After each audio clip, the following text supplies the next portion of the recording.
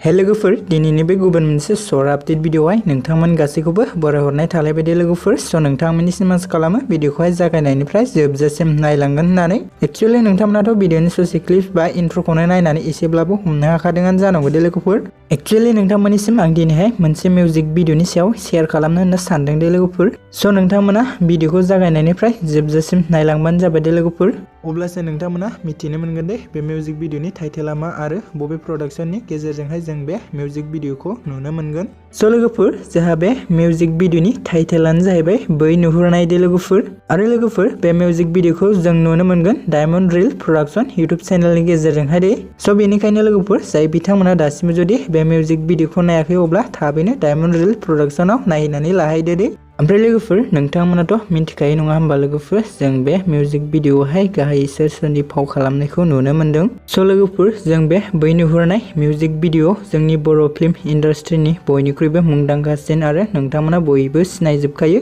बिथां मनालिसा हाज'वारिजोंनो लोगोसे अरुण कसारी बिथांखौ फाव खालामनाय नुनो मोनदों दे लोगोफोर ओमफ्राय लोगोफोर जोंहा बे मिउजिक भिडिअनि डिरेक्सन आरो केरिय'ग्राफखौ खालामदोंमोन बिथां बिग्राय बसुमतारियारि स' लोगोफोर ओमफ्राय जोंहा बे मिउजिक भिडिअनि मेथाइखौ रोजाबदोंमोन निफु बसुमतारि बिथांजोंनो लोगोसे आसा बर' बिथाङा दे लोगोफोर आरो मिउजिक भिडिअनि रिलेक्सारि टिउनखौबो होदोंमोन निफु बसुमतारि बिथाङानो दे स' लोगोफोर जायफोरा दासिमबो जुदि बे बै नुहुरनाय मिउजिक भिडिअखौ नायाखै अब्ला थाबैनो डायमन्ड रिल प्रडाक्शन इउट्युब चेनेलाव थांनानै नायनानै लाहैबानो जाबाय दे लोगोफोर स' लोगोफोर बिदिब्ला दिनैनि शर्ट आपडेट भिडिअआ बेखिनियानोमोन दे लोगोफोर भिडिअखौ नायनानै मोजां मोनदोंब्ला अन्नानै खनसे लाइक खालामनानै होबानो जाबाय दे लोगोफोर।